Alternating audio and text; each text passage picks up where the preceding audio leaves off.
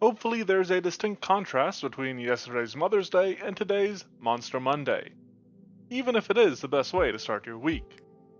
We're back to making a mess in Monster Hunter with this week's creature, a fiend from Frontiers with far too many vowels to its name, the Kuarusepusu.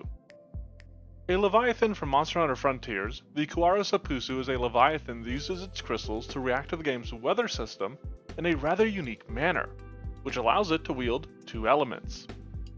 Despite being a Leviathan, the Kuarusepusu only spends the early part of their lives in the water before moving almost full-time onto the land. Information on it is somewhat limited, at least as far as I've been able to find, since it is an exclusive to the Frontier game, which actually never made it here to the Americas. With that established, I settled on building it as level 11, putting it in the range of the Rathalos and alongside some of the other apex predators that I have made.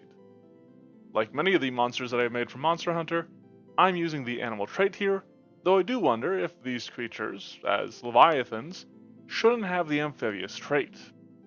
At the very least, I do feel as though that their juvenile form should, but that's up to you to design. Getting into the finer features of this fishy fiend, I didn't really follow any roadmap for this one.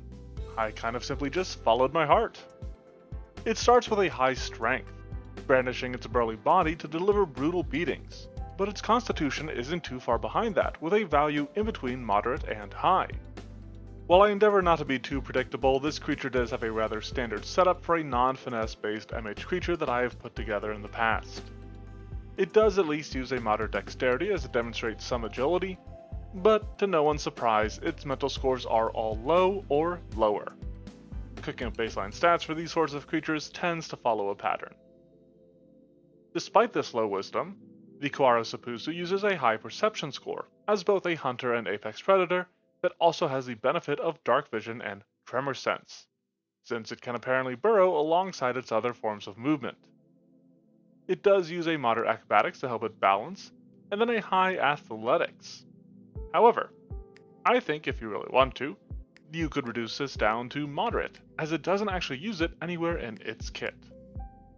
For the defensive details of this dire diver in dirt, it uses a moderate armor class but has a high pool of hit points and almost blanket resistance to physical damage, with the only exception being to adamantine. This is somewhat tempered by its dual weaknesses to fire and electricity, which are some of the most common damage types that aren't physical in the game. Normally, I would use a standard array for its saving throws here, but the Kuarusepusu carries a considerable arsenal that made me hold back somewhat.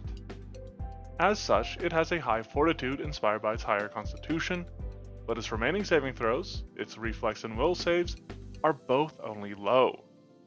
Now, this might actually be a bit dangerous, given how many electricity and fire effects target the reflex save. But if the heroes want to play that game, the Kuarusepusu will gladly join them in that arms race. Before I move on, there is one final note. I didn't include components for the Kuarusepusu because I struggled to find details on what breaking its different parts actually did, again relating back to that limited information on the creature in the first place. Going back to what I said about racing and arms, our Leviathan here has a land speed, a burrow speed, and then a swim speed, recalling its earlier stages in life. It also has 2 strikes, that I might have simplified a bit, but still feel distinct to me. They both use a moderate attack bonus and even both use high damage. However, its horn strike comes with the deadly trait, whereas its tail strike has slightly longer reach and the sweep trait. One's for gambling on those crits and the other's for accuracy, and really, what more could you ask for when it comes to a monster's strikes?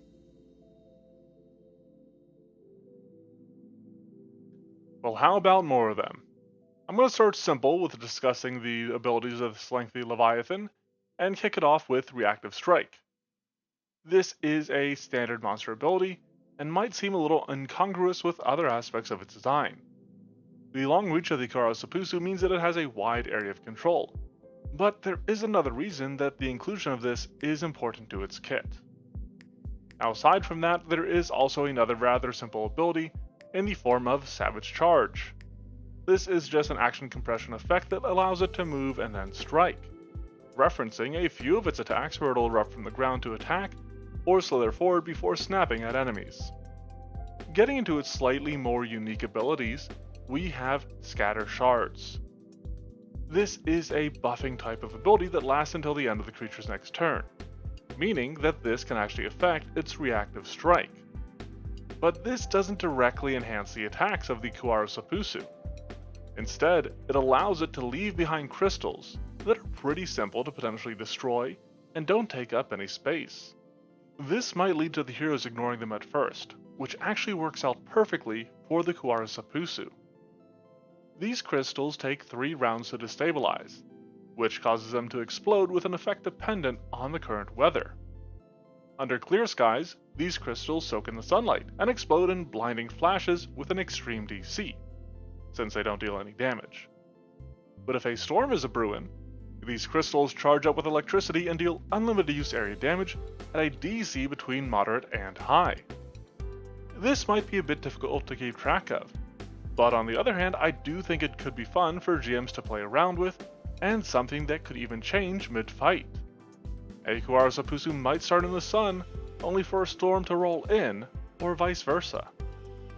If the heroes do catch on to the danger of these crystals and start destroying them before they can detonate, the Kuarusepusu can unleash a resounding roar. Aside from potentially stunning creatures on a high DC Fortitude save, it also causes all of these scattered shards within its area to suddenly detonate. Altogether, it's actually a pretty basic ability and is only a single action, since it doesn't have much of an effect if it doesn't have those crystals littered about. Now, aside from all these, the Kuarusepusu has 2 more area effects. The first is another emanation, its Crystal Burst. Like its scattered shards, this has different effects depending on the weather. In the sunlight, it deals between limited and unlimited use area fire damage, and can potentially blind or dazzle targets with a high DC Fortitude save, whereas stormy weather means it just deals limited use area electricity damage with a high DC Reflex save. This discrepancy in damage is because of the dazzling effects of the Sunny Flash, which is something I wanted to work in, as I thought that it made it more interesting. But if you're looking for a more literally straightforward sort of ability, the Kuarusepusu has Refracted Rays. This is just a 90-foot line that deals limited use area damage on a high DC reflex save, with its damage type based on the weather, as we've seen elsewhere in its build. Sweet, simple, but strong.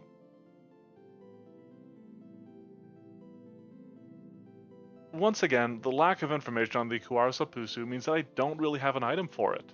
But to be fair, I think I've already given you a pretty cool monster to throw at your players. Serpentine in shape, this sinister stalker sends shocks and sunshine through its scattered shards to stun suspects before striking in a superb showcase of savagery. Frontiers always has interesting monsters for me to build, and this one is no exception. Its interaction with the weather could make for a unique encounter, though one that may be difficult to pull off in a single combat. However, pairing it up with the likes of a storm druid or some sort of weather wizard might facilitate the concept better and be a fun way to spice things up. Let me know what you think of this monster and what other creatures you'd like to see in a comment. If you like what you see on the channel and want to see more, check out the Monster Monday blog, which is linked below along with the Twitter and Discord. Thanks for watching, and have a monstrous Monday.